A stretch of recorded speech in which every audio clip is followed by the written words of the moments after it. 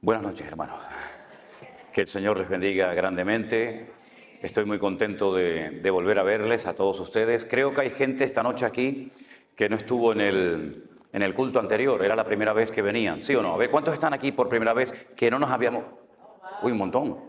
Ah, yo pensé que todos habían estado el otro día en el culto de... ¿Hoy qué día es? Hoy es jueves.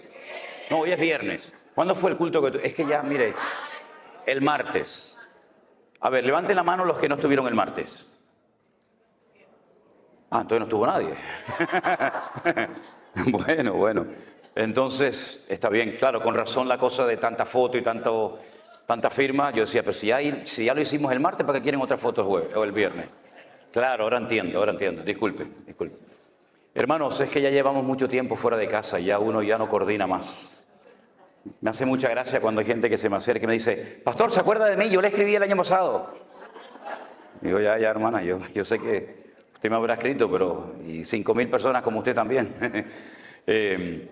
Lo peor es cuando se me acercan y me dice, pastor, ¿se acuerda de mi nombre?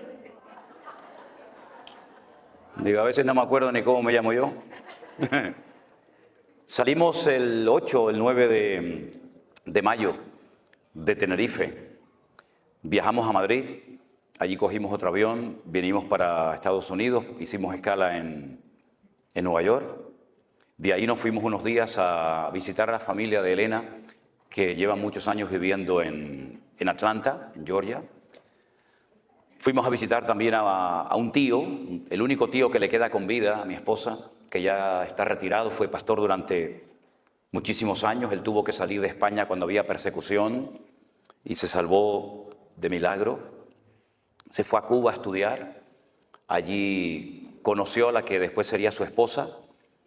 Y antes de aquellos años que después vinieron a Cuba, ¿verdad?, donde cambiaron tantas cosas, fue enviado por la Convención Bautista de Cuba como misionero a España. Y abrió diferentes iglesias en España, en el norte de España, en el sur, concretamente en una ciudad muy bonita, donde yo estuve en el ejército. Estuve en la ciudad de Cádiz, y esa iglesia que él había fundado muchísimos años atrás, resulta que un día de paseo entro a esa iglesia y estaba allí Elena, que había ido de vacaciones a esa iglesia. Fíjate las vueltas que da la vida, ¿no? Cuando uno va haciendo la historia no es consciente, pero cuando uno mira hacia atrás se da cuenta de cómo las piezas han ido encajando perfectamente cada una en su lugar, ¿verdad? Y nada ocurre por casualidad. Aunque no entendamos lo que está sucediendo, pero el Señor siempre nos sorprende gratamente, ¿no? Entonces estuvimos allí con ellos unos días, fue muy lindo. Desde el año 98 no los veíamos. Esta es la 6ª vez que yo vengo a Estados Unidos, pero esta vez es especial, es diferente. Y de ahí nos llevó un hermano en su coche, en su vehículo, nos llevó hasta Florida. Y allí estuvimos en Orlando, haciendo cultos, celebrando cenas en hoteles, conociendo también a muchísimos hermanos. Bajamos después a Miami, donde también fue un tiempo muy lindo, muy hermoso. Y ya que estábamos allí, pues cogimos el avión y nos fuimos hasta México. Y allí en México estuvimos visitando muchísimos hermanos y llevando a cabo una serie de reuniones y bautismos y presentación de niños y creo que también alguna boda, no me acuerdo.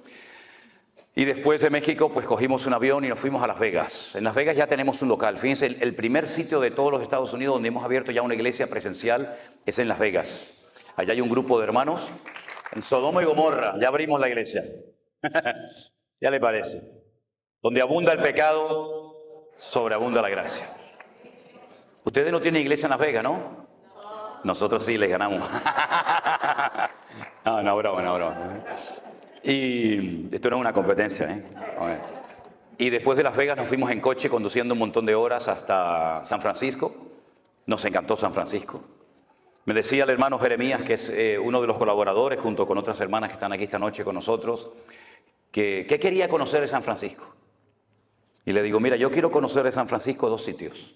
Quiero ver el Golden Gate, el puente, que ahí hice un par de devocionales, no sé cuántos lo vieron. Estaba la mitad nublado, estaba con niebla, pero me hacía mucha ilusión de estar allí, ¿no? En el puente de San Francisco, ¿no? Y le dije, mira, y a mí me hace mucha ilusión, incluso hasta si me dejas allá dormir, me quedaría. Dice, ¿a dónde quieres ir? Digo, a la isla de Alcatraz. Y me llevaron a la isla de Alcatraz. Fuimos a la isla de Alcatraz, impresionante, tremendo. Bueno, esas cosas que uno tiene, ¿no? Que te hace ilusión verla, todo aquello.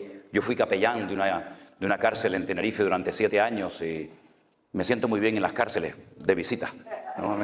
Me refiero, ¿no? Y después de ahí bajamos a Los Ángeles. Estuvimos en la iglesia del Pastor Arenas, que usted, pastor, lo conoce. Nos trató muy bien, su familia, la iglesia, extraordinario. Y de ahí ya cogimos un avión y nos vinimos para acá. Y esta es la última parada del camino. Ya Dios mediante, el día lunes salimos rumbo a Madrid. Y en Madrid, después de unas horas, cogemos otro avión para Tenerife. Y ya la expectativa, porque mi hija mayor, que no ha venido con nosotros, Priscila, que algunos de ustedes a lo mejor conocerán, con su marido, pues están esperando su primer hijo y nuestro primer nieto. Yo no sé lo que se siente cuando uno es abuelo, pero bueno, ya veremos, ya veremos a ver qué pasa. Ya veremos. Y estamos gratamente sorprendidos por todo lo que el Señor ha hecho. Yo tengo que admitir y reconocer y pedirles perdón a todos ustedes públicamente porque durante los días del confinamiento, cuando estábamos cerrados y yo creía firmemente que nadie nos estaba viendo ni escuchando, que estaba predicando a un salón de sillas vacías. Y varias veces tuve la tentación hasta de parar la predicación porque decía, Señor, ¿qué estamos haciendo aquí? ¿Quién nos está viendo? ¿Quién está escuchando?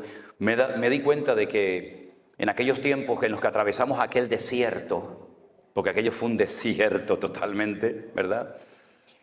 Nos dimos cuenta tiempo después de que el Señor estaba usando esas palabras, esos cultos, esos mensajes para ganar a miles de personas. Y ha sido una obra invisible, por lo menos para nosotros. Ustedes juegan con ventaja, ustedes nos ven a nosotros, saben si somos altos, bajos, si vamos bien vestidos, mal vestidos. Ustedes lo saben todo de nosotros. La gente dice, oye, ¿cómo está fulano? ¿Cómo está mengano? Digo, ¿pero ustedes cómo saben eso? Y dicen, nosotros lo sabemos todo. Yo no sé nada de nadie, pero ustedes lo saben todo de nosotros, porque lo contamos todo. Y nos hemos dado cuenta de que el Señor hizo una obra maravillosa.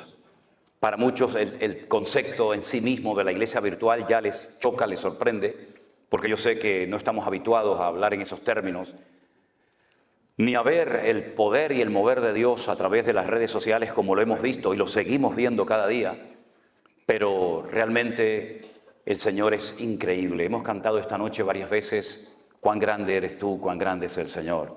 Y es que efectivamente nuestro Dios es mucho más grande de lo que tú te puedas imaginar.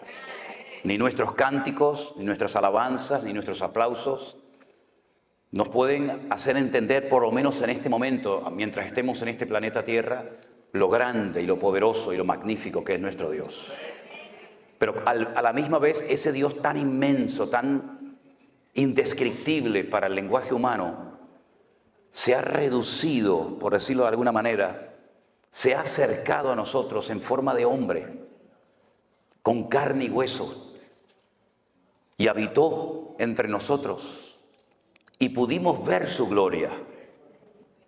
Y cuando caminaba por las calles de Israel, partió el rumbo de la historia en dos. Mira que hubo grandes profetas en la antigüedad, ¿verdad? Podríamos hablar de Jeremías, de Isaías, de Daniel, pero ninguno de ellos se pudo comparar jamás a la personalidad, a la figura de nuestro amado y querido Salvador, el Señor Jesús. Porque Él, mis queridos hermanos, dejando toda la gloria, dice que se despojó y se anonadó. Esa es lo que dice la versión 1909. La nuestra Reina Valera del 60 en ese sentido no tradujo bien el término. Dijo que se despojó. Pero yo me puedo despojar de la chaqueta, pero seguir vestido. Pero Él se anonadó, lo cual significa que se hizo nada, ¿verdad? Y tomando forma de siervo, podía haber tomado forma de rey, de conde, de duque, de marqués. Tomó forma de siervo, y estando en la condición de siervo, de hombre, se humilló a sí misma hasta lo máximo, ya no podía bajar más. Y dice que estando en la condición de hombre se hizo obediente, porque tú te puedes hacer hombre, pero ser un desobediente, un rebelde. Pero él decidió, él optó a hacerse hombre obediente hasta la muerte, eligiendo la peor muerte de todas las que se han inventado por la raza humana, que es la muerte de cruz. ¿Qué les parece? Un descenso de la gloria al sepulcro. Pero a continuación dice el apóstol Pablo en la carta de los Filipenses, por lo cual, viendo este descenso, por lo cual Dios le exaltó hasta lo sumo y le dio un nombre. Un nombre que es sobre todo nombre. Para que en ese nombre se doble toda rodilla de los que están en el cielo, en la tierra y aún debajo de la tierra. Y toda lengua confiese que Jesucristo es el Señor. Den un fuerte aplauso a Él. Aleluya. Ese es nuestro Dios. A Él la gloria en esta noche. Aleluya. Pero, aunque no voy a hablar de este tema, pero sí quiero, como me dijo el pastor Norris hace un rato, dice, puedes alargarte esta noche un poco más porque mañana es sábado y la gente no trabaja. Entonces dije, esta es la mía. Esta es la mía, amigo. Se hizo siervo, pero es que no todos los siervos en la Biblia eran iguales. Hay diferentes tipos de siervos en la Biblia. Estaba el que se llama el ecónomo. Un ejemplo de un siervo ecónomo, que la Biblia en el Nuevo Testamento lo llama el ayo, el maestro, fue José. José era un ecónomo, un hombre que adquirió toda la responsabilidad de la casa de su amo Potifar. Era un siervo, era un esclavo, pero con privilegios. Sabía leer, sabía escribir y tenía responsabilidades por encima de otros siervos. Qué curioso, para sus hermanos José era una amenaza y para José era una bendición. ¿Cómo es posible que a veces tú para algunos hermanos seas un peligro y para los inconversos seas un instrumento tremendo en las manos del Señor, verdad? Unos lo venden y otros lo compran. Y él fue un ecónomo, un hombre que marcó una diferencia en Egipto y toda la administración económica de todo el imperio cayó sobre sus manos, porque era un siervo, pero un siervo ecónomo. Pero cuando Moisés escribe la ley, habla de un tipo de siervos que se llaman los doulos, que son los esclavos de amor. En la ley de Moisés había una ley que decía que cada cierto tiempo, cuando llegaba el año de jubileo, todos los esclavos tenían que ser puestos en libertad y las deudas se perdonaban. Usted me debe dinero a mí, llegaba el año de jubileo, ya no me debes nada. ¿Se imaginan si el Fondo Monetario Internacional cada 70 años le perdonara a todas las naciones de la tierra, a toda Latinoamérica, a toda África, las deudas que tienen? El mundo sería una maravilla, habría igualdad. Los ricos no serían cada vez más ricos, ni los pobres serían cada vez más pobres, ¿verdad? Habría una justicia distributiva y todos podríamos vivir en paz y sin la presión de no poder pagar ni siquiera los intereses de una deuda que jamás de los jamases se va a poder pagar. En Israel había una ley que era justa. Todas las deudas tenían que perdonarse cada 70 años y Jesús la mencionó en el Padre Nuestro. Perdónanos nuestras deudas como nosotros también perdonamos a nuestros deudores. Viene del año de jubileo. Y se le daba la posibilidad a los esclavos de irse, de empezar una vida nueva como ciudadanos libres. Pero corría la posibilidad, y de hecho ocurrió en varias ocasiones, esclavos que renunciaban voluntariamente a su libertad. Y para que sus amos no fueran acusados de explotadores, lo que hacían cuando un esclavo quería permanecer por el resto de su vida como esclavo, por amor y no por presión, su amo lo llevaba a la puerta de la ciudad donde se celebraban los juicios y las reuniones importantes y se tomaban los acuerdos, incluso hasta por escrito. Y delante de la presencia de 2 o 3 testigos de los ancianos de la ciudad, se le horadaba la oreja y se le ponía un zarcillo, se le ponía un pendiente. Y cuando tú veías a un hombre por la calle, hoy en día no, porque hay hombres que se ponen zarcillo y no saben ni lo que hacen más bien el ridículo, ¿no? Pero en aquellos días cuando a un hombre se le ponía un pendiente, la gente decía, mira, este hombre pudo haber sido libre y rechazó a su libertad por amor a su amo. El tercer tipo de esclavo que había era el upereta, que es el que se menciona en el texto de Filipenses que les acabo de mencionar, tomando forma de upereta, tomando forma de siervo. Era el siervo de siervos, el que estaba en el escalafón, en el nivel más bajo, para limpiarle los pies a la gente que venía a la casa de sus amos. Eran los que los romanos ponían abajo en galeras, en aquellos barcos de remo que cruzaban el Mediterráneo, y allí bajabas pero no subías. Allí te encadenaban y morías reventado. Allí no había vacaciones, no había misericordia, no había descanso. Allí el que bajaba no subía. Por eso Pablo dice, Cristo bajó, pero Él subió hasta lo más sumo, porque el Padre lo elevó, ¿verdad? Después estaba el ayo. El ayo es el que menciona Pablo. Dice que la ley, la Torá de Moisés fue nuestro ayo, es decir, fue como un instrumento que nos llevó para conocer a Cristo. Y una vez que conocimos a Cristo, la ley ya dejó de cumplir su función, ¿verdad? Y el ayo era el siervo culto que sabía leer, que sabía escribir y se utilizaba para entrenar al heredero. Y dice que mientras el heredero estaba bajo el ayo era superior a él. Pero cuando el heredero crecía, ya el ayo no tenía ninguna función, ninguna razón de ser. Entonces vemos cómo en la Biblia hay distintos niveles, pero no solamente de servicio, sino también hay niveles de fe. Había personas a las cuales el Señor le decía, grande es tu fe. En todo Israel no he encontrado a nadie que tenga tanta fe como tú. Pero sin embargo a otro de sus discípulos le dijo, hombre de poca fe, ¿por qué dudaste? Y dice que cada uno tiene que moverse según la medida de fe que ha recibido. Y hay diferentes operaciones, y hay diferentes ministerios, y hay diferentes manifestaciones del fruto del Espíritu Santo que mora en nosotros, y hay diferentes dones. Primera de Corintios 12, Romanos capítulo 12, nos hablan de los únicos dones que hay. A mí me llama la atención que a veces la gente dice, yo tengo el don de no sé qué. Yo digo, ¿y eso dónde está? Yo tengo el don de Dios. Eso no es un don, señora o hermana. Eso es una habilidad que usted aprendió. No es un don tocar la guitarra. Para aprender a tocar la guitarra usted tiene que estar años y sacar callos en sus manos. Eso no es un don, eso es un talento, es una habilidad. Un don es algo que usted tiene de la noche a la mañana sin aprenderlo, sin adquirirlo. Pero un talento es algo que usted puede ir cultivando y desarrollando con el paso del tiempo. No, yo tengo el ministerio de limpiar la iglesia. Eso no es un ministerio. No me digan. No. Bueno, vamos a dejarlo ahí porque se van a enfadar conmigo algunos. Y yo no venía a hablar de esto esta noche.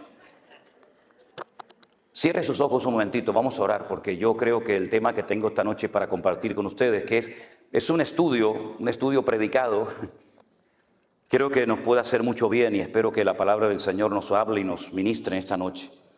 Yo voy a pedirle al hermano Luis, si es tan amable, hermano, venga un segundo.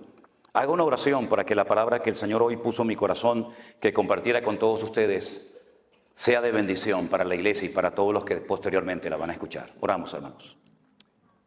Padre Dios, venimos delante de tu presencia. Reconociendo, Señor, tu poder. Gracias. Gracias, Dios mío. Todo lo que tenemos y todo Gracias, lo que hacemos Señor. por tus méritos, Señor. Aleluya. Te damos las gracias, Señor, porque enviaste al Espíritu Santo. Amén. No solamente a traernos las escrituras. Oh, sí, Señor, Shaddai, ayúdame en el nombre de Jesús. Así es. A dando iluminación. Oh, gloria, barabacosha, ayúdame, Señor, en el nombre de Jesús. Sí, así es. Te damos las gracias. Gracias, Dios mío. Señor, en este día. Oh, gloria. Santo, que tú derrames conocimiento, que tú derrames entendimiento, Señor. Que puedan, Señor, recibir, Señor. Sí, Padre Santo. Exponer, Señor. Prepara los corazones. Amén. Dios. En el nombre de Jesucristo te damos las gracias. Amén, amén. Gracias, hermano. Fuerte ese aplauso a nuestro Dios. Aleluya. Gloria a Dios. Antes que se me olvide, yo dije que en marzo del 2020 estuvimos pasando un desierto. Todos estuvimos en cierto sentido, unos más, otros menos, pasando un desierto, ¿verdad? Veíamos las iglesias vacías, por lo menos yo, las sillas vacías, pero cuando un día descubrí el significado de la palabra desierto en hebreo, ese día me empecé a gozar de una forma tremenda. ¿Quieren que se lo comparta un momentito? Sí, ok. Si no quieren me lo dicen, ¿eh? Yo tengo otras cosas que decirles, pero los libros de la Biblia, en nuestra Biblia, lamentablemente, digo lamentablemente con todo respeto, no recibieron el nombre que el Señor les puso. Por eso nos perdemos mucha bendición simplemente por leer el título del libro que no se llama así en hebreo. Tenemos un libro que se llama el libro de números. Y uno dice, bueno, números, sí, porque hubo un censo. No, pero espere. El libro de números en la Biblia se llama el libro de Bamidbar. Diga conmigo, Bamidbar. Significa literalmente en el desierto. El libro de números en hebreo se llama en el desierto. Bamidbar. Y usted dice, bueno, ¿y? Pero escuche, hay 3 letras dentro del concepto, dentro del término Bamidbar o desierto, que significa hablar. Dabar, la palabra dabar, el verbo dabar es hablar. Anile daber, atale daber. Dabar es hablar. Y la palabra hablar está en el desierto, lo cual quiere decir que el sitio donde más habló el Señor fue en el desierto. Así que cuando esté atravesando un desierto, dele gloria a Dios, porque es el lugar donde más habló el Señor. Más que en Canaán, habló en el desierto. Gloria a Dios. Bueno, ahora nos vamos al libro de Bereshit, que es el libro del Génesis. Bereshit tiene 6 letras y son la unión del verbo bara, shit. Bara es el verbo crear, no hacer, crear. Shit es el número 6 en hebreo. Creó 6. Y en el libro de Bereshit, o en el libro de Génesis, en el capítulo 9, se relata una historia muy, muy interesante. Mientras buscan el texto, permítame decirles que si uno quiere analizar y estudiar uno por uno los 613 mandamientos que aparecen en lo que llamamos nosotros el Pentateuco o el Humash en hebreo, que viene del número Hamesh de 5, la ley de Moisés, uno va a encontrar que hay exactamente 613 mandamientos. ¿Cuántos hay? Y todos los días, observando, conociendo la cultura de Israel, tú ves el 613 por todos lados. Por todos lados. Miren, cuando yo voy a Israel, y espero que algunos de ustedes, ya algunos me han dicho que van a ir conmigo este año, cuando ustedes llegan allí se van a dar cuenta que yo tomo mucho un zumo, un jugo, que es de limón, ¿cómo se llama? De granada. De granada. ¿Sabéis lo que es la fruta, la granada, no? Bueno, ellos parten la granada a la mitad, la meten así en una máquina, la exprimen y te dan un zumo de granada que a mí particularmente me gusta muchísimo. Las granadas de Israel, cuando usted las parte a la mitad y empieza a sacar las semillitas esas rojas que lleva dentro, las pone todas encima de una mesa, de un plato, de un vaso, y usted va a contar 613. Bueno, será casualidad, vamos a coger otra, pártela a la mitad, saca 613. Puede partir 1000 granadas y todas ellas tienen dentro 613 semillitas. Pero eso se ve por todos lados, por todas partes se ve.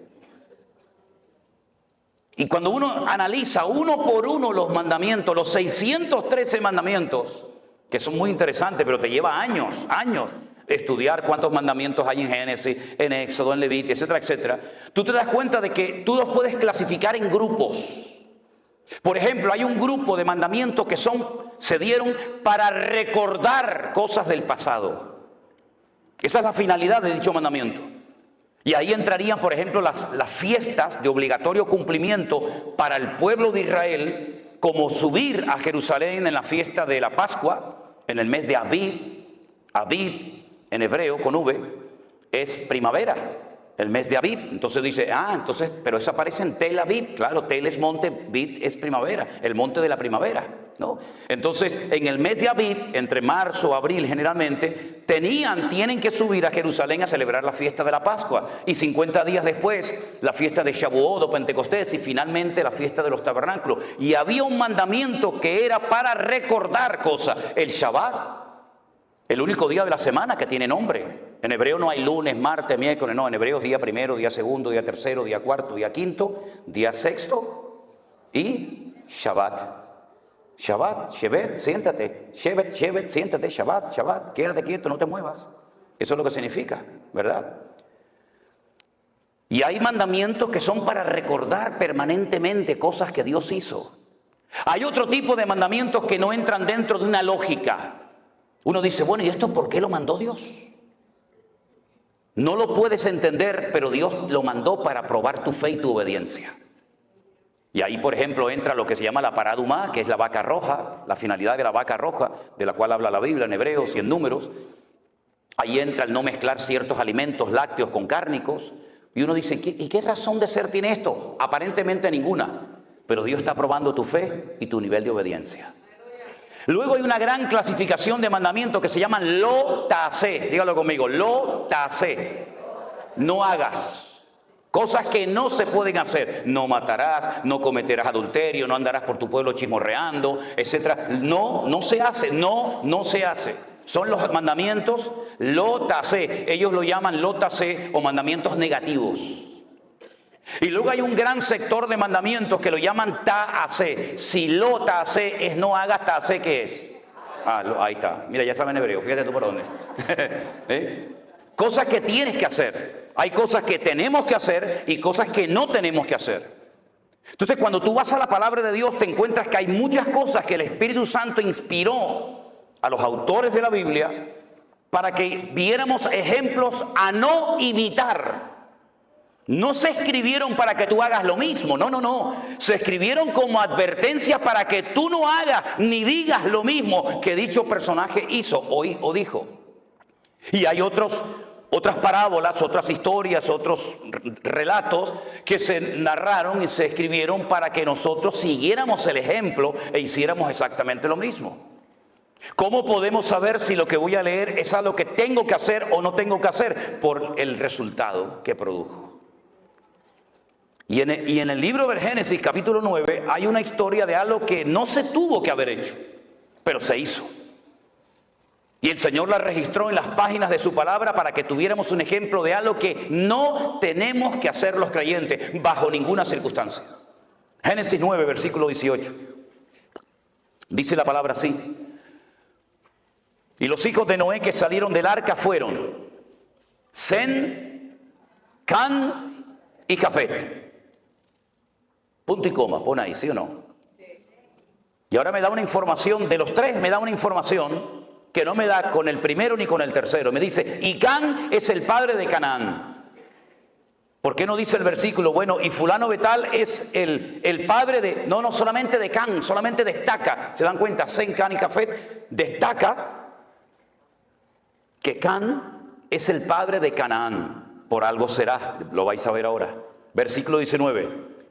Estos tres son los hijos de Noé y de ellos se llenó toda la tierra. Toda la raza humana desciende de ellos. Es un estudio muy interesante ver qué naciones descienden de Jafet, de Sem, de Can, ¿verdad? Pero no es el tema ahora.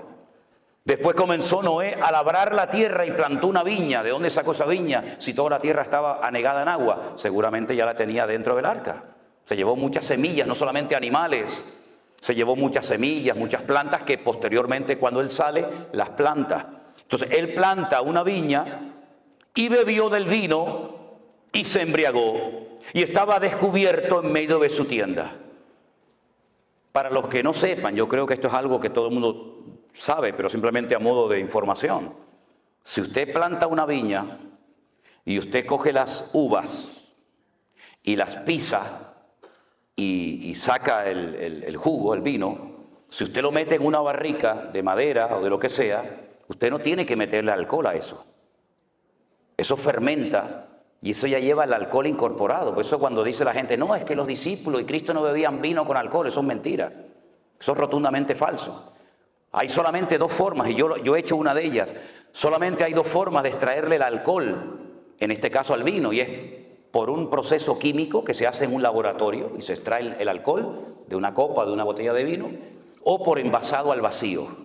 Si usted no le extrae el alcohol al vino y si usted no lo envasa al vacío, eso que usted pisa sí o sí lo va a ver que hierve y al poco tiempo eso tiene alcohol. Eso es así. Y entonces Noé lo que hace es que planta una viña y se ve que, porque esto que leemos en unos minutos, esto llevó mucho tiempo, plantar una viña, crecer, ¿verdad? Plantarla, cultivarla, pisarla, elaborarla, eso llevó mucho tiempo, pero la Biblia te relata condensadamente la historia y dice que él bebió de ese vino, se embriagó y estaba totalmente descubierto en medio de su tienda. Ya en el tiempo del Génesis el Señor había cubierto la desnudez de Adán y Eva. Y lo que hace es que se descubre.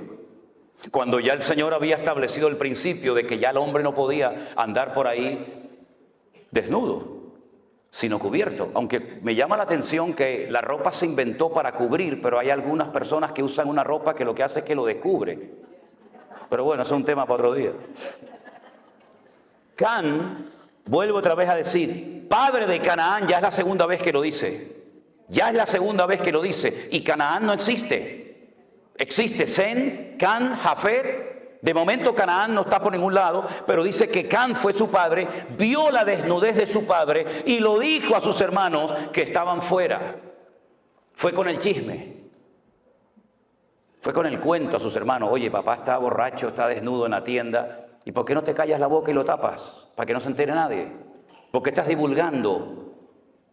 ¿Por qué estás extendiendo esto? ¿Esto qué edificación va a traer a la familia? Ninguna. Tápalo, cúbrelo y calla la boca y aquí no ha pasado nada. Pero no, él va, divulga, cuenta el chisme a sus hermanos. Y entonces sus hermanos, Sem y Jafet, tomaron la ropa, la pusieron sobre sus propios hombros y andando hacia atrás, cubrieron la desnudez de su padre, teniendo vueltos sus rostros y así no vieron la desnudez de su padre. En el texto en castellano, en español es imposible captar esto, pero si usted lee este texto en hebreo, el texto nos da a entender que Can intentó hasta abusar sexualmente de su padre. Es como cuando muchas veces me dice, pero bueno, ¿con quién se casaba la gente? Caín, ¿con quién se casó? Bueno, el texto hebreo escribe una partícula, unas letras, que cuando usted lee y nació Caín, en el hebreo dice y otro más. Eso no se tradujo al castellano. Y nació Abel y otro más, u otra más, puede ser masculino o femenino. En este caso el texto en castellano no nos lo relata.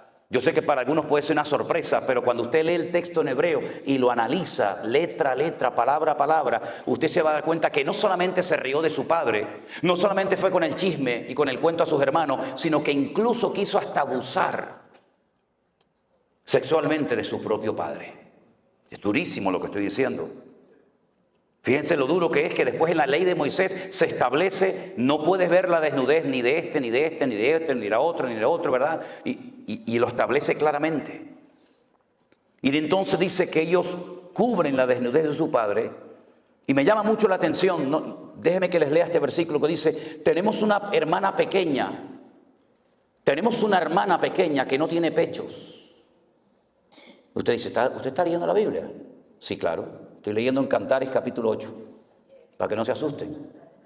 Tenemos una hermana que no tiene pechos. ¿Qué haremos de nuestra hermana cuando pregunten por ella? Bueno, tal vez tenía un defecto, tal vez era falta de desarrollo, de madurez, pero van a preguntar por ella y van a decir, ¿a la niña qué le pasa? ¿Qué le pasa al niño? No, le pasa algo, ¿no? Y entonces, de una forma poética, en literatura poética hebrea dicen, si ella es un muro, edificaremos sobre ella un palacio de plata. Y si fuera una puerta, la guarneceremos, la adornaremos con tablas de cedro. En otras palabras, vamos a hacer todo lo contrario a lo que hizo Can, que fue con el chisme y con el problema, el pecado que había cometido su padre. Nosotros vamos a cubrirla. No encubrir. Encubrir dice que el que encubre no prosperará. Pero el amor cubrirá multitud de pecados. Parece lo mismo, encubrir a cubrir. No es lo mismo. El que encubre no prospera, dice la Biblia. Pero el amor nos permite cubrir la falta del hermano, que no se entere nadie. Oye, déjalo, no pasa nada. ¿Estás arrepentido? Busca al Señor, sí, amén, ya está, queda entre tú y yo, ya está. Usted sabe que la mejor manera de divulgar una noticia es contársela a un cristiano evangélico. Eso ni el WhatsApp, ni el Facebook, eso corre como la pólvora. Cuando se despierta Noé, porque tarde o temprano se tenía que despertar, se despierta de su embriaguez y supo lo que había hecho su hijo más joven. Se enteró. Y entonces hace Noé algo, dice algo que no es un ejemplo a seguir. Ya dije antes que hay ejemplos a no seguir, a no imitar y ejemplos a imitar. Y en este caso, cuando este hombre se despierta, sale de su embriaguez, dice, maldito sea Canaán. Y aún no había ni nacido. Salieron del arca Sem, Can y Jafet. No se habían reproducido en el arca. Él está hablando de un personaje que aún no había nacido y antes de nacer ya lo maldice. Canaán. ¿Quién era Canaán? El hijo de Can. Por consiguiente, el nieto de Noé. Lo maldice. Y la maldición es la siguiente. Siervo de siervos serás a tus hermanos.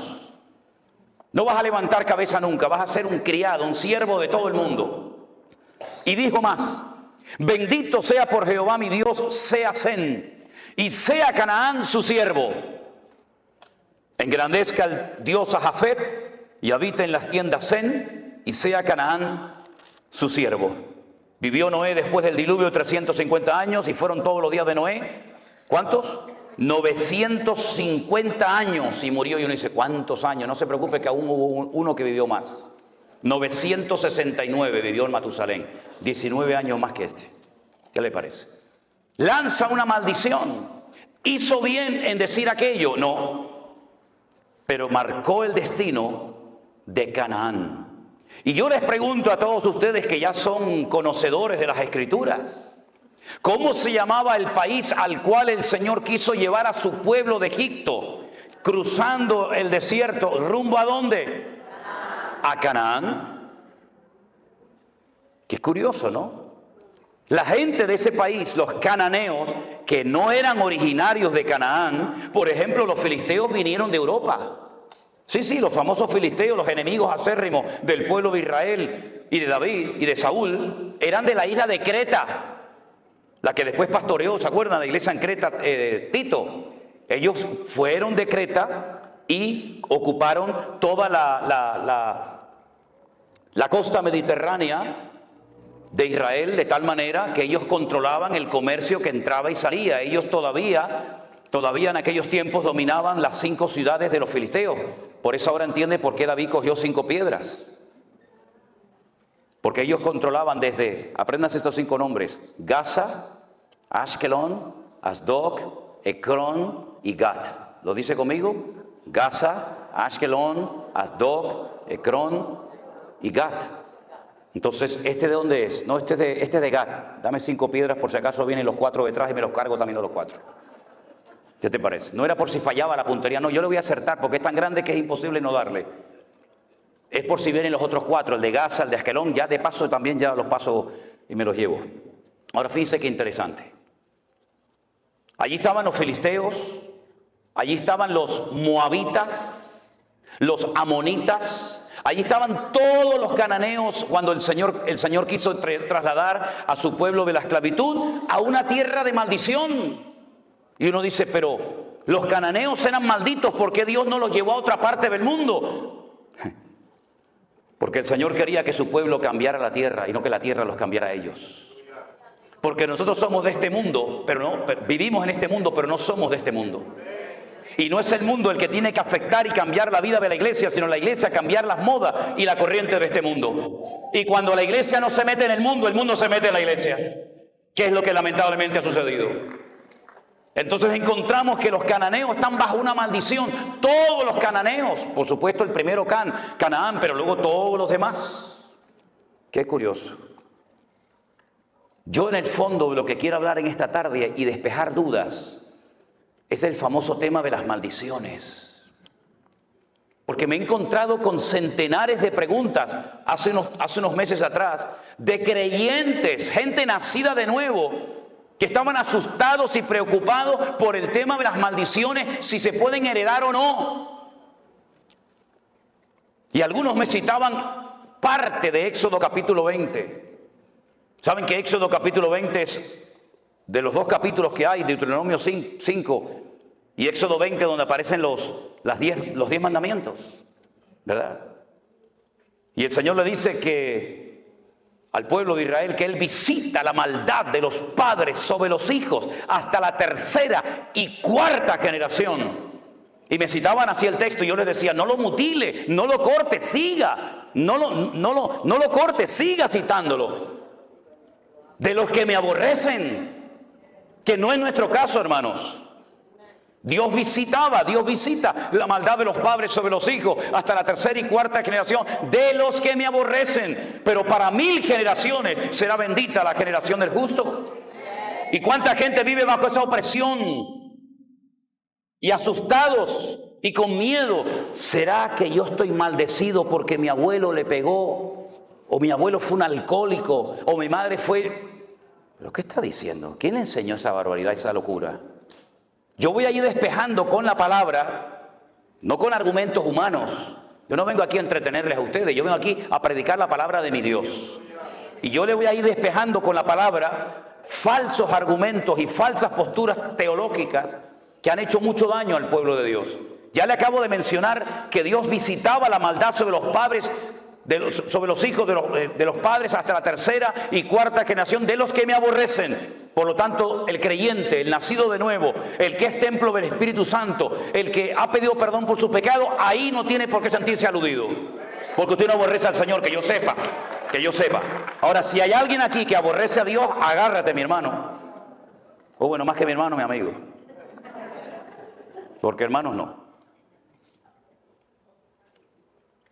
Resulta que cuando llegan a la tierra de Canaán, que no es Israel todavía, bueno, a veces se le cita como la tierra que fluye leche y miel, ¿sí? Para no mencionar lo de Canaán, Israel todavía no se llamaba la tierra que fluye leche y miel. Y entonces la gente dice, oye, pues si fluye leche y miel, allí tiene que haber vacas por todos lados. Si, para que corra la leche, tiene que haber millones de vacas. No. Mira, te lo voy a decir de otra manera para que lo entiendas mejor. Es tierra de palmeras y de dátiles. Es lo mismo, tierra que fluye leche y miel. Miel de palmera, como la que tenemos en Canarias, miel de dátiles. Y el higo ese que tiene púas, lo aplastas y sale una leche. Entonces yo te voy a llevar a una tierra de palmeras y de dátiles, de leche, de higo y de miel de palmera. A esa tierra yo te voy a llevar. Pero allí a la tierra que yo te voy a llevar no es como la de Egipto, que no hace falta orar por lluvia, allí siempre hay agua. ¿Por qué? Porque viene el río más largo del mundo, 6.666 kilómetros de largo. Siempre hay agua en Egipto. En Israel no. En Israel vas a tener que comportarte bien para que yo mande la lluvia temprana y la lluvia tardía. Y depende de tu conducta en la tierra, actuará el cielo. De ahí viene lo de atar y desatar, permitir o no es permitir, ¿verdad? Y resulta que cuando entran a la tierra prometida, Josué, que ya había aprendido la lección hace 40 años atrás del fracaso de los espías que vinieron con un informe negativo y sembraron un espíritu de desánimo y de derrota en el pueblo, él opta por mandar a 2. ¿Se acuerdan? Y les dice, entren en Jericó y que nadie se entere que ustedes están ahí. Ustedes son espías, los otros eran exploradores. Son dos palabras en hebreo diferentes, no tiene que ver una cosa con otra, aunque se traduce igual en la Reina Valera. Entren a Jericó, ¿y dónde pueden entrar sin levantar sospecha 2 extranjeros? A un burdel, a una casa de prostitución donde entran y salen hombres y no van a levantar sospecha como si entraran a cualquier otro lugar. Entonces, entren y averigüen cómo está la situación de adentro hacia afuera. Y cuando llegan a la casa de Rahab, la ramera, la dueña del prostíbulo, Rahab le dice, escuchen, hemos oído lo que Jehová vuestro Dios hizo por vosotros cuando os sacó de Egipto. Es como si te saca alguien el periódico de hace 40 años de esta ciudad y te lee las noticias de hace 40 años, como si fueran actuales. Eso es lo que Rahab está haciendo. Hemos oído lo que el Señor vuestro Dios hizo cuando os abrió el mar rojo, cuando derrotasteis a Faraón y a los egipcios, y cómo habéis ido venciendo a todos los reyes por el camino. Y sabemos que el Señor vuestro Dios entregará esta tierra en vuestras manos. Tenían más fe los inconversos en el Dios de Israel que Israel en el Dios de ellos. Y entonces ella pide clemencia, pide misericordia. Por favor, no me matéis, porque esta ciudad yo sé que va a ser entregada en vuestras manos. Ahora, hay un dato curioso en el libro de Josué que dice que Rahab vivía entre muro y muro. Eran 2 muros alrededor de las casas, eran 2 círculos concéntricos, uno más grande que el otro, ¿verdad? Eran como 2 grandes circunferencias. Y ella vivía entre muro y muro. Quédense con ese dato. Ellos le dicen, si tú no le cuentas al rey de Jericó que hemos estado aquí y que nuestros soldados están al otro lado del Jordán, y cuando vayan a Israel conmigo van a ver Jericó, Jericó todavía existe, la ciudad de las palmeras. Y van a ver allí el río Jordán, y enfrente van a ver otro país que hoy en día se llama Jordania. Eso es un país inventado, eso no existía, eso en la Biblia es Moab. Pero los ingleses, para que no les atacaran y no les robaran las posesiones, dijeron a los hashemitas, que eran los peores del desierto, mira, vamos a hacer una cosa, para que no nos ataquen más y nos dejen en paz, les regalamos un país entero y te nombro rey. Y entonces dijeron, ¿cómo lo llamamos? Pues si está el Jordania, venga, para ustedes. Y así se lo inventaron. Entonces las tribus estaban al otro lado. Y estos, cuando le dicen a Rahab antes de irse: amarra este cordón rojo en la ventana de tu casa para que cuando entremos y caigan las murallas y tomemos posesión de la tierra, sepamos dónde tú vives para que no te matemos. Pero una cosa, tienes que estar dentro de la casa, tú y toda tu familia. ¿Lo entendiste? Sí, ok, chao. Se fueron. Viene la destrucción de Jericó. Todos conocemos la estrategia. Allí no se lanzó ni una piedra, ni una lanza, ni una jabalina, ni una flecha, nada, porque no iban a caer por el poder del hombre, iban a caer por la estrategia divina. Los muros cayeron de arriba abajo, se desmoronaron. No cayeron cuando los arqueólogos fueron en los años 50 a estudiar las antiguas murallas de Jericó, que aún están allí, la antigua Jericó. Se dieron cuenta de algo muy curioso, que los muros no habían caído de afuera hacia adentro, tampoco lógicamente de afuera hacia adentro, sino, ¿se acuerdan la imagen aquella que vimos aquí cerca cuando aquellas dos torres gigantescas, cómo cayeron? Se desmoronaron sobre sí mismas, así, de arriba abajo. Así cayeron los muros de Jericó, porque fue una intervención divina del cielo a la tierra. Cuando ellos entran a la ciudad de Jericó, todas las murallas caen, el círculo de afuera y el círculo de adentro, pero la casa de Rahab permaneció. Porque caerán a tu lado 1000 y 10.000 a tu diestra, mas a ti no llegará, por cuanto has puesto tu confianza en Jehová tu Dios. Fuerte ese aplauso a él. Dios la cuidó, aleluya, porque Dios cuida de la vida de su pueblo. Bendito sea Dios. Recuerden, ella es descendiente de Canaán, y Canaán, que estaba bajo la maldición de Noé. Maldito sea Canaán. ¿Cómo eran los cananeos? No tengo tiempo de explicar todo, pero fundamentalmente tremendamente idólatras, salvajes, sin misericordia, sin piedad ninguna, y una promiscuidad sexual sin precedentes. Terribles. Todo valía, sin especificar detalles. Todo valía en la cultura, en la idiosincrasia, en la mentalidad cananea. El sexo era lo más importante en la vida de esa gente, y lo mezclaban con la idolatría. Y tenían a Baal Peor y tantos dioses que, bueno, que si yo les digo cómo los adoraban, nos terminaríamos todos escandalizando en esta noche. Esta mujer se convirtió, diríamos en un término cristiano para que nos entendamos, y ella dice en la Biblia que se casó con uno de los espías, que se llamaba Salmón. No que se casó con un pescado, ¿sí me entiende? Cuidado, se llamaba Salmón. Y se convirtió y formó parte del pueblo de Israel. Y al poco tiempo queda embarazada. Y tiene un hijo que se llamó Obed. Y Obed crece y tiene un hijo que se llamó Booz.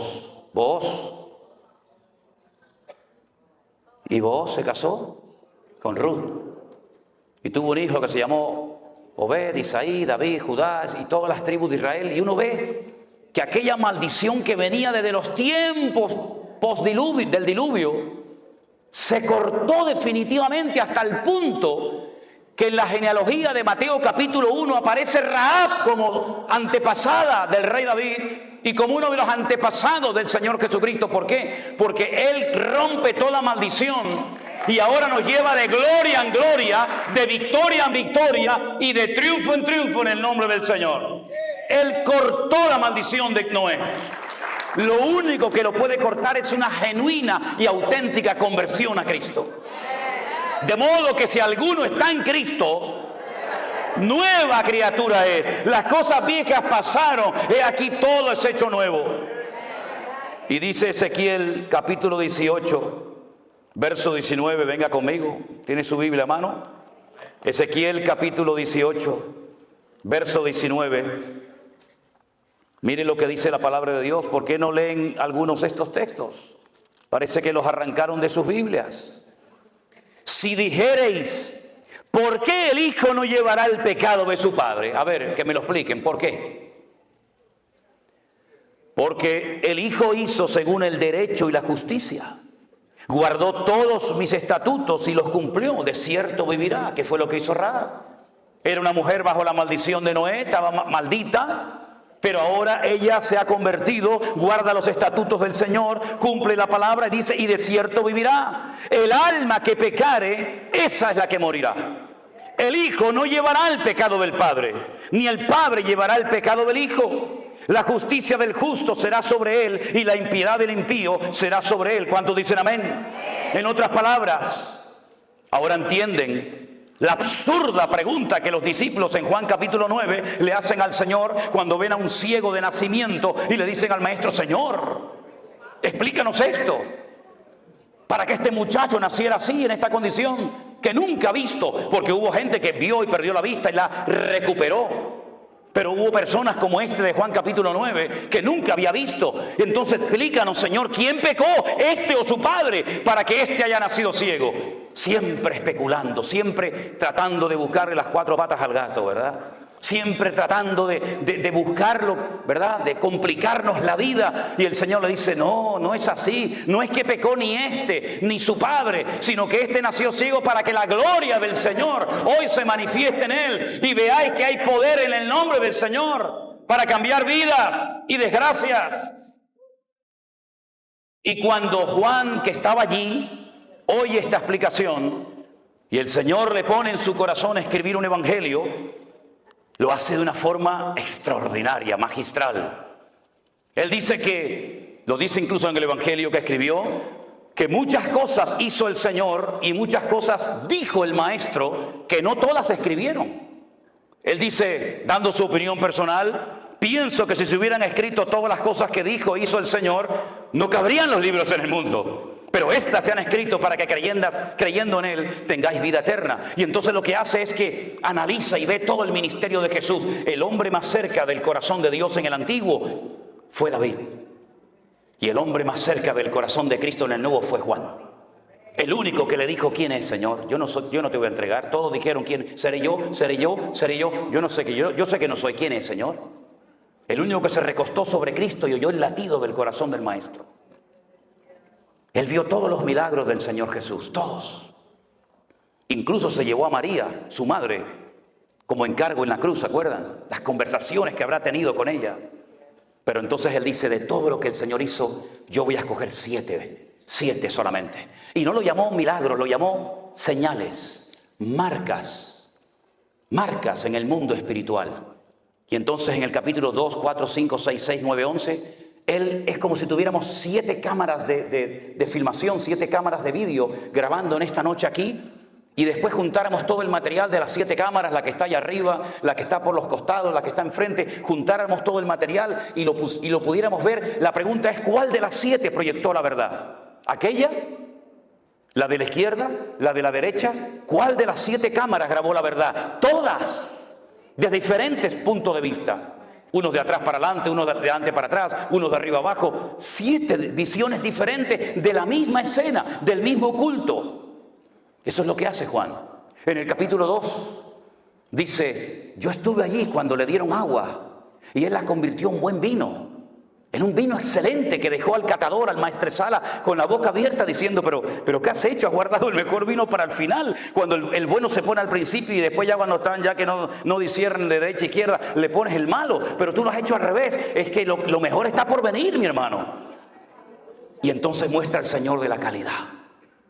Pero en el capítulo 4 viene un hombre y le dice: tengo un siervo que está enfermo, pero Señor, no hace falta que venga, di la palabra y mi criado sanará. Y entonces cuenta el milagro enseñando que el Señor es el Señor del espacio, no lo limita al espacio. Ay, amigo, pero en el capítulo 5 va al estanque de Betesda y le dice a un hombre: ¿quiere ser sanado? Y le dice: es que no tengo a nadie que me meta. ¿Quieres ser sanado, sí o no? ¿Cuánto tiempo llevas ahí? 38 años, levántate, toma tu lecho y anda. Y es el Señor del tiempo. No lo limita el tiempo ni el espacio. Y en el capítulo 6 camina por encima de las aguas. Él domina la creación y no la creación lo domina a él. Pero también en el capítulo 6 multiplica los panes y los peces, porque es el Señor del tiempo, del espacio, de la calidad, y es el Señor también de la cantidad. Con lo poco, con su bendición alcanza y sobra. En el capítulo, espera. En el capítulo 9 le dicen: ¿quién pecó, este o sus padres? Y él dice: ni él ni su padre. En otras palabras, yo voy a romper hoy una regla que para ustedes ha sido una atadura durante años. es creer en la mala suerte, creer en las maldiciones hereditarias. No, es que tiene que nacer gente enferma para que yo me glorifique en ello. Y finalmente, esperen, en el capítulo 11, la prueba final. Si hubieras estado aquí, mi hermano no habría muerto. ¿Qué le está diciendo Marta y María? Por culpa tuya mi hermano está muerto ahora, ¿sabes? Yo te llamé, tú nos enseñaste, clama a mí y yo te responderé. Y yo clamé. ¿Y por qué no viniste? Pedid y se os dará. Yo pedí y no recibí nada. Yo llamé y no se me abrió la puerta. Yo busqué y no te encontré. Y ahora vienes y mi hermano ya hiede porque hace 4 días que está muerto. Si hubieras estado aquí, mi hermano no habría muerto. Ahora, ¿para qué vienes? Ya es demasiado tarde. Los judíos creían y creen que a las 72 horas, a los 3 días, el alma se va del cuerpo y nunca regresa.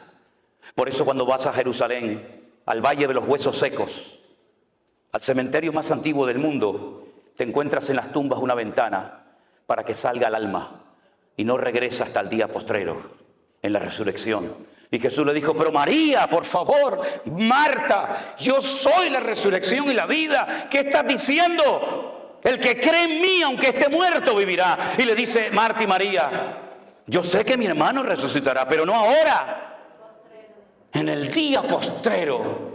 Es una fe a largo alcance, pero no la sabes acercar a tu realidad, a tu vivencia personal de ahora. Mucha fe en el cielo, mucha fe en la gloria, mucha fe en la nueva Jerusalén, pero ahora eres incapaz de creer que Dios hoy te puede sorprender con un milagro. Vamos al cementerio y dice, Lázaro, sal fuera. Y yo he estado en la tumba de Lázaro. Me metí dentro de la tumba de Lázaro y quise probar por mí mismo lo que dice la Biblia, que lo llamó a gran voz. Me metí dentro de la tumba de Lázaro, que no es así en horizontal, sino es como una escalera así como bajando. Y cuando estaba bien abajo en la tumba le dije, antes de entrar a los de arriba, gríteme con toda su fuerza. Y no se oye nada. Y menos con una piedra, que en este caso ya no está. Pero el Señor lo llamó y Lázaro salió fuera. Entonces en esos capítulos 2, 4, 5, 6, 6, 9, 11, usted puede ver que no hay nada ni nadie que detenga al Señor. ¿Por qué? Porque Él es el Rey de Reyes y Señor de los Señores. Apláudele ahora siquiera a Él. A Él toda la gloria, a Él la honra, aleluya. Él lo cambia todo. Él lo cambia todo. Rahab llegó a ser antepasada del mismísimo rey David. Dejó la prostitución, dejó la mala vida. Llegó a ser antepasada del Señor Jesucristo. Porque no importa lo que tú hayas hecho o cómo te hayas comportado, el Señor perdona y olvida. Hay creyentes que ni perdonan ni olvidan. Pero nuestro Dios siempre, al corazón arrepentido, al contrito y humillado, tú no despreciarás. ¿Verdad? Y ese es nuestro Dios. Es un Dios que torna toda maldición en bendición. Dice Gálatas capítulo 3, verso 10. Vengan conmigo. Gálatas capítulo 3, versículo 10.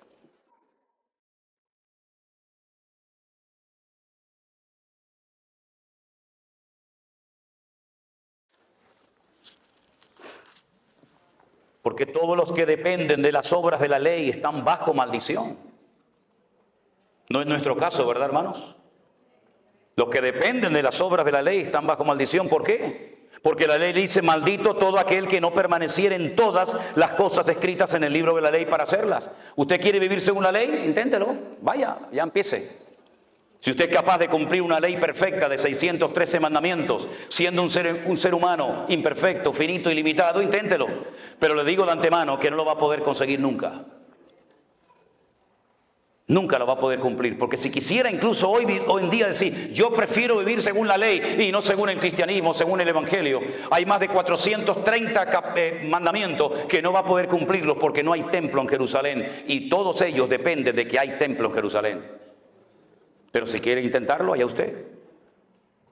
De nada le sirve poner las 2 velitas encendidas el Shabbat, de nada le sirve ponerse un kipá en la cabeza. Yo siempre le digo a los hombres, ¿usted quiere vivir según la ley? Sí, sí, hermano. Ok, ¿ya se circuncidó? Ay, no, hermano, eso no me lo diga. Digo, entonces usted, esto no vale. Por las obras de la ley ninguno se justificará delante de Dios, dice la Biblia. Es evidente, porque el justo por la fe vivirá. Sadik emunató yihyeh, dice el texto hebreo. Sadik, el justo, emunató, por su fe, yihyeh, existirá. Una cosa es vivir y otra cosa es que tu propia existencia dependa de tu fe. Es mucho más profundo. La ley no es de fe, sino que dice: el que hiciere estas cosas vivirá por ellas. Pero Cristo nos redimió de la maldición de la ley, hecho por nosotros maldición, porque escrito está: maldito todo aquel que es colgado de un madero. Para que en Cristo Jesús la bendición de Abraham alcanzase a los gentiles, a fin de que por la fe recibiésemos las promesas del Espíritu. En otras palabras, todas las maldiciones del Antiguo Testamento, que son muchísimas, el Padre se las cargó a nuestro Señor Jesucristo en la cruz. Las quebró todas y cada una de ellas. Y la última palabra, las últimas palabras de Cristo en el madero, en la cruz, fueron: consumado es. Tetelestai. Consumado, pagada está la deuda. Tal vez no entendemos lo que quiso decir en profundidad el Maestro en aquel momento, pero el Señor Jesucristo dio una palabra, expresó con dos palabras lo que hacían los romanos cuando una persona en su imperio cumplía la condena. Le daban un papel que se llamaba el certificado de deuda. Usted le debe al Imperio Romano 30 años de cárcel, trabajos forzados, en galeras, donde sea. Cuando usted cumplía la condena, ponían su nombre, su apellido, su condena, el día que entró, el día que salió, y abajo ponían el sello del Imperio Romano y ponía la misma expresión, la misma palabra que el Señor Jesucristo, minutos antes de morir, la pronunció en la cruz del Calvario. Pagada está la deuda. No es que la salvación sea gratis. La salvación no es gratis. Lo que pasa es que Él pagó el precio. Y para usted es gratis. Pero el precio era la vida. El precio era la sangre. Y es gratis para mí, pero no fue gratis para Él. Y por eso dice Pablo que era ciudadano romano y entendía la cultura de la época y la idiosincrasia de los pueblos. Él dice que él tomó el acta de los decretos que nos era contraria y se fue a la cruz y la clavó, y despojando a los principados y potestades triunfó sobre ellos en la cruz. Bendito sea el Señor. No le debemos nada. La deuda está pagada. No hay maldición, no hay nada que a usted lo separe del Señor. Un versículo más. Primera de Pedro capítulo 3, verso 9. Primera de Pedro capítulo 3, versículo 9. Un texto también muy interesante a tener en cuenta. Dice así la palabra del Señor. Bueno, vamos a leer del 8. Finalmente, sed todo de un mismo sentir, compasivos, amando fraternalmente, misericordiosos, amigables. Verso 9. No devolviendo mal por mal, ni maldición por maldición, sino por el contrario, bendiciendo, sabiendo que fuisteis llamados, ¿para qué? Para que heredaseis bendición. ¿Para qué hemos sido llamados nosotros? Para heredar bendición. Si mis antepasados fueron terribles, yo no tengo culpa de ello. Yo no voy a tener que rendir cuenta por la vida de ningún antepasado. Yo tendré que rendir cuenta delante del Señor por mi vida propia. Y es muy fácil decir: no, es que yo soy así porque mi padre era así. No, usted es así porque usted quiere ser así. No le eche la culpa a su padre. Incluso fíjense lo que les voy a decir: no es que el diablo me tentó, es que el diablo llega hasta donde usted le deje llegar. Déjese de cuentos. No le deis lugar al diablo, dice la Biblia, ¿sí? Si le da lugar, lo va a tomar. Pero si usted se somete a Dios, resiste al diablo, huirá de vosotros, dice la Biblia. Así que no le eche la culpa al diablo de que anoche se emborrachó. Usted se emborrachó porque se quería emborrachar. Déjese de cuento. Engaña a otro si quiere, a mí no. No, es que se me presentó la tentación y el diablo me tentó y me fui con otra. No, tú te fuiste con otra porque te querías en el fondo ir con otra. Porque el diablo te tienta porque conoce las debilidades de tu corazón. Porque hay gente que no es tentada nunca por la droga, porque nunca anduvieron en ese camino. Y porque hay gente que son tentadas en ciertas cosas, porque son las rendijas que le tienes abierto al enemigo, que él las conoce perfectamente. Y cuando estás rodeado de luz, cuando estás en medio del campamento de los santos, cuando estás entre los hermanos, el enemigo ni se te ocurre acercarte, pero en el momento en el que bajas la guardia y en el momento en que nadie te observa, si tu corazón no es limpio, no verás a Dios, porque dice la Biblia que solamente los limpios de corazón verán a Dios. Pero no quiero terminar este estudio, este mensaje, sin citar el famoso versículo de, pero hermano, y si no damos el diezmo, no estamos en maldición. Sí, ya sé que es de Malaquías, ¿eh? Gracias por recordármelo, ¿eh? Dicho sea de paso, el último libro de nuestra Biblia es el libro del Antiguo Testamento. ¿Cuál es? Malaquías. En hebreo no. En hebreo son los mismos libros que los nuestros, pero el orden es diferente. ¿Y por qué los judíos quitaron a Malaquías del último libro del Antiguo Testamento, de la Tanaj, como lo llaman ellos? Y pusieron Segunda de Crónicas. Porque cuando usted termina de leer el Antiguo Testamento, dice la palabra maldición. Y para no terminar de leer la Biblia, el Antiguo Testamento, mencionando la última palabra maldición, lo ponen en otro sitio para no terminar con la palabra maldición, sino con el nombre Israel. Porque la palabra Israel es muy interesante porque termina con una letra que se llama la letra Lamed, que es la equivalente a la L, nuestra. Y cuando usted empieza a leer la Biblia desde el principio, la primera letra que se encuentra es una letra que se llama la letra Bet, que significa casa y son 4 preposiciones, pero bueno, es la letra Bet. Entonces yo empiezo leyendo la Biblia con la letra Bet y termino el Antiguo Testamento con la letra Lamed y la junto las dos y dice Lev, corazón. Cuando termino de leer la Biblia he conocido y he penetrado en el corazón de mi Dios. Ahora, mis queridos hermanos, me han preguntado muchas veces que usted está en contra del diezmo. No, yo no estoy en contra del diezmo. ¿Usted quiere dar el diezmo? Délo. Pero si usted no da el diezmo, usted no se va a ir al infierno.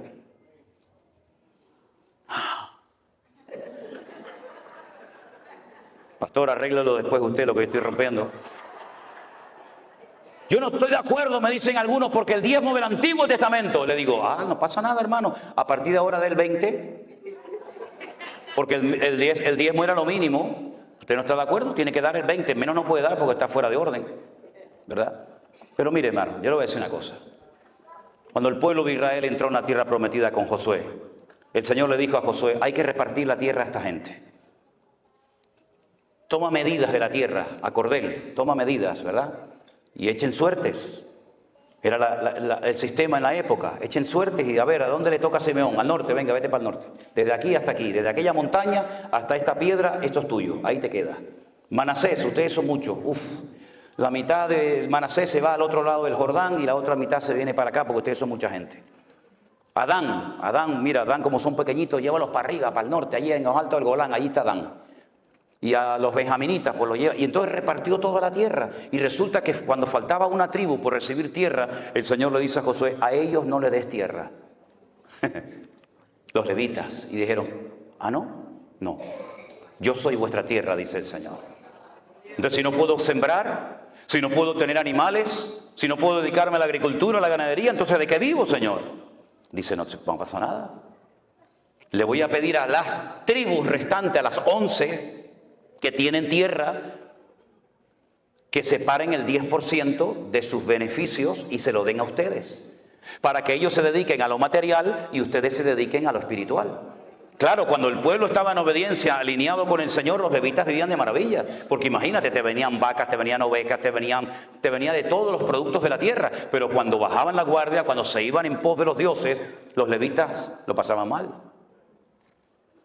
Pero el diezmo se creó por Dios porque es la ley más justa que existe, porque nadie da más que nadie. Si usted gana $10,000 y su diezmo son 1,000, está dando exactamente lo mismo que el que gana 1,000 y da 100. Los dos han dado en proporción a su ingreso, han dado el 10%. El que tiene más da el 10 y el que tiene menos da el 10, es exactamente igual. Pero fue una ley para cuidar de una casta sacerdotal llamada los levitas. Eso cuando dicen, oye, no, es que los que están en la alabanza son los levitas. Se levita los que cantan. Esta de la República Dominicana, el otro de Japón, el otro de Venezuela, va a ser un levita esto. Eso no tiene nada que ver, no esté mezclando las cosas, porque eso sale mal. Mire, Entonces los levitas vivían del amor y de la generosidad, ¿verdad? Y del corazón solidario del resto de sus hermanos. Pero fue una ley para mantener, no para extender. Es decir, con el diezmo cubrimos los gastos. Con el diezmo las familias de Leví están cubiertas. Pero en la mentalidad del judaísmo no existe proselitismo. Mire, los musulmanes quieren ganar el mundo para su causa. Ellos ya han dicho en Europa hace muchos años, ganaremos a Europa con el vientre de nuestras mujeres. ¿Y qué es lo que hacen? Pariendo. Los europeos tienen 1 o 2 hijos, si es que los tienen, y estos tienen 7, 8, 9, 10. Nada, simplemente una regla de 3, ¿no? En tantos años, ellos son más o menos, entonces hay alcaldes, hay diputados, hay senadores. ¿Por qué? Porque ellos se reproducen, porque tienen el objetivo de evangelizar. Los cristianos también tenemos el objetivo de ir por todo el mundo y predicar el evangelio. Los budistas, todas las religiones, todas las sectas del mundo quieren ganar gente, quieren ganar adeptos, quieren ganar clientes, llámalo como quiera, para su causa, menos los judíos. Usted no se va a encontrar a un rabino judío aquí en Nueva York o en Jerusalén o en cualquier parte del mundo evangelizando. Es que ellos no quieren que usted se convierta. Ellos ni le hablan, ni le miran. Usted es un goyín, usted es un perro. Pero entonces, ¿cómo hacemos? Ellos entonces inventaron algo que lo llaman los Benei Noah. Benei Noah, los hijos de Noé. Y se inventaron 7 leyes que Dios le dio para los gentiles a Noé. Es un invento. Esto está en el Talmud, la Tetafot, la Gemara. Son cosas que no... Y entonces ellos dicen, nosotros somos el pueblo escogido. Ellos no tienen ninguna intención de evangelizar.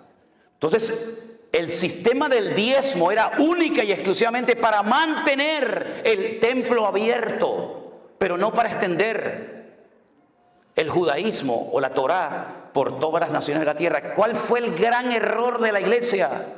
Adoptó un sistema del judaísmo, lo aplicó a la vida de la iglesia y creen que con los diezmos y con ofrenda vamos a evangelizar el mundo, y es imposible.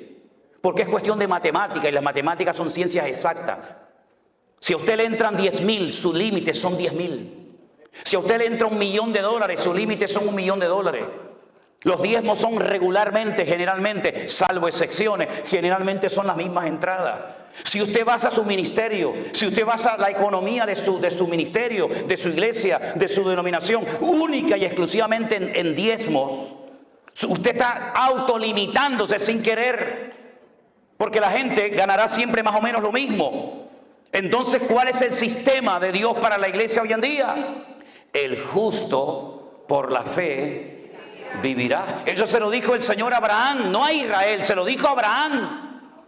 Y por eso dice la Biblia que nosotros no somos hijos de la ley, nosotros somos hijos de Abraham, el que recibió las promesas. Entonces, si usted vive por fe, no hay límite.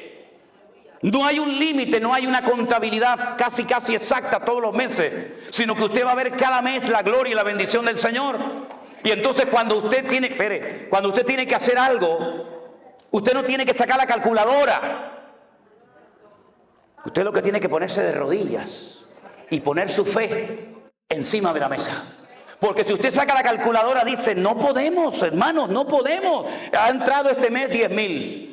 Y ustedes me están diciendo que nos metamos en un proyecto de 50 millones. Y ustedes me están diciendo que compremos un avión. Y que ustedes me están diciendo, entonces no cuadran los números. Y una cosa es fe y otra cosa es locura y ambición. Una cosa es la fe y otra cosa es decir, no, el Señor nos va a respaldar. ¿Qué te va a respaldar si no te respaldan a ti? Pero si yo digo, hermanos, no nos dan las cuentas, pero no se preocupen, vamos a orar. Y el Señor nos va a sorprender. Y entonces el Señor comienza a sorprenderte como lo hizo con nosotros, que sin diezmos y sin ofrendas recibimos en los 2 meses de confinamiento ofrendas generosas de todo el mundo, que jamás en nuestra vida nos podíamos imaginar cómo el Señor usando a gente que no conocíamos. El Señor tocaba corazones de gente en Australia, en Alemania, en Afganistán, en Japón, en montones de lugares, sorprendiéndonos, porque el que sustenta y cuida a la iglesia no son los diezmos suyos ni los míos, sino es el Señor que cuida y bendice a la iglesia. Es una forma diferente, revolucionaria, ya lo sé. Pero algunos dicen, bueno, está muy bien su explicación. Está muy bien, como me dijo a mí un pastor, yo te entiendo, Manolo, lo que quieres decir, pero yo no tengo esa fe. Y le dije, pues tienes un grave problema, querido.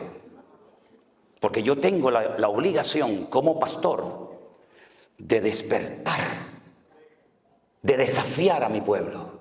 Y la Biblia me dice a mí como pastor, ese versículo no es para ti si eres oveja. Ese versículo es para mí como pastor. Y para los pastores que estamos aquí presentes. Imitad la fe de vuestros pastores. Yo no tengo que imitar la fe de ustedes. Son ustedes los que tienen que imitar la fe de vuestros pastores. Y para poder imitar la fe de unos pastores, uno tiene que ser el botón de muestra, el punto de referencia de lo que yo intento decirle a la iglesia. Porque no solamente cuando predico soy consciente que transmito información, y es una tremenda responsabilidad, sino que transmito mi forma de ser, transmito mi espíritu y permita el Señor que transmite la fe de tal manera que hay gente recién convertida que tiene fe para creer y ver cosas del Señor, que gente que lleva toda la vida en la iglesia ya no tienen esa fe. Por eso, mis queridos hermanos, si algo grande ha hecho el Señor en este tiempo de confinamiento y posterior, es romper muchas estructuras. Estructuras de denominaciones que funcionaron pero que ya no van. Estamos en unos nuevos tiempos, la palabra es la misma, el evangelio es el mismo, el mandato es el mismo, el Espíritu Santo es el mismo, pero Dios se está moviendo de formas diferentes en la tierra. Y hemos podido ver una cosecha de almas en 2 años que no habíamos visto en 40 años de servicio al Señor. Porque nuestra confianza no está en lo que tenemos, porque no tenemos nada. Algunos dirán, bueno, ahora que les está entrando tanto dinero a ustedes con ofrendas y con Facebook y con YouTube, este hombre será un millonario. Ahí está el tesorero de la iglesia, ahí está Armando. Pregúntenle a él cómo vive Manolo y Elena y sus hijas. Nosotros no tenemos propiedades, ninguna. Yo llevo ganando el mismo sueldo que me paga la iglesia hace 22 años. No vivo como un millonario. Miren mi ropa, miren mi casa, miren cómo vivimos. Yo no tengo anillo, yo no tengo cadena, yo no tengo nada. Este reloj me lo regaló una hermana en Israel cuando estuve. No estoy en contra de nada de eso. Pero yo sé que a mí me miran con lupa miles de personas. Y yo en lo que pueda evitar, intentaré evitar excesos, abusos y estupideces que no sirven para nada, sino para dar un mal ejemplo a las congregaciones. No se fije en el predicador cuando predica. Fíjese en el predicador cuando se baja del púlpito. Y sobre todo mire a la familia del que predica. Porque de nada sirve que uno aquí arriba te aplaudan y te quieran y todo eso, si luego tu vida es un desastre a nivel personal y familiar. Hermanos queridos, vivamos en la libertad gloriosa de los hijos de Dios.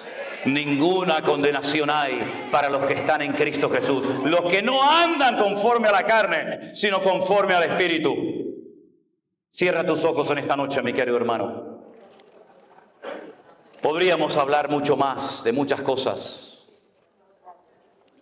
pero como dice el refrán, al buen entendedor, con pocas palabras le basta.